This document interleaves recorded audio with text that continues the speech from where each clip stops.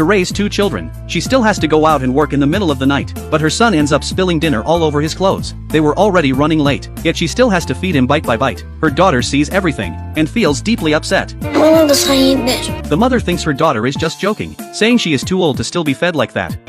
Bana sen yedir, ben de senin kızınım. Spring suddenly realizes she has not given her daughter enough love. The mother comforts them, saying she also wants to stay home with them, but she has to go to work. Mature April understands her mother's struggles, especially when her mother promises to work hard and buy them a bicycle. Their eyes fill with hope and excitement, but time does not allow her to hesitate. That night the restaurant is packed. Spring, who has no service experience, is overwhelmed. She finally gets through her first day. On the way home she is followed by a drunk man. She barely makes it home safely, but finds the power is out. She can hear her children crying from 2 floors away. Her son is sitting on the floor crying uncontrollably. Her daughter April is nowhere to be found. Anne! She no longer wants to leave her children alone. The next day she goes to the governor's office to apply for assistance. After a long and complicated registration process, she is told to go home and wait for a spot, but Spring refuses to leave. She stays there, begging for $25 to pay the children's school fees. Her determination moves the official named Dashan. He takes $50 from his own wallet and gives it to her. When she leaves, she tries hard to hold back her emotions. April seems to notice her mother's condition, and deliberately walks ahead with her brother. Even at the supermarket she teaches him,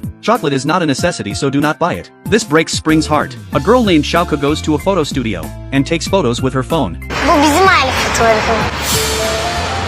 Doruk da annemin karnında. Shauku is startled by the sudden appearance of the siblings. Looking closely, they look exactly like the children in the photo, and she is holding a portrait of their father. She says nothing, and leaves in panic. On the way out she drops a sketch of a pear. The mother still buys the chocolate. She does not notice Shauku. The restaurant is extremely busy today. Spring has to work overtime. When she returns home, she finds Afin completely motionless. She is terrified, and rushes to take him to the hospital, only to find out he was joking with her. Spring feels dazed and shaken. She cannot handle this emotional blow. This kind of fear is something the children cannot understand. A month passes in the blink of an eye. Spring goes again to Dashan to ask about the assistance. Dashan discovers that Spring's mother is still alive. If she wants support, she must contact her estranged mother, so she can confirm Spring's situation. After school she takes the children somewhere. This is the home where she grew up. Her uncle is shocked to see her. He remembers the last time she visited, and mentions how her husband once left. Her mother had given him a bag of pears before he left, and her husband tried to protect those pears he loved most, and accidentally fell off the ferry. At that moment, Spring's mother suddenly returns. This is their first meeting in over 20 years. After a broken relationship,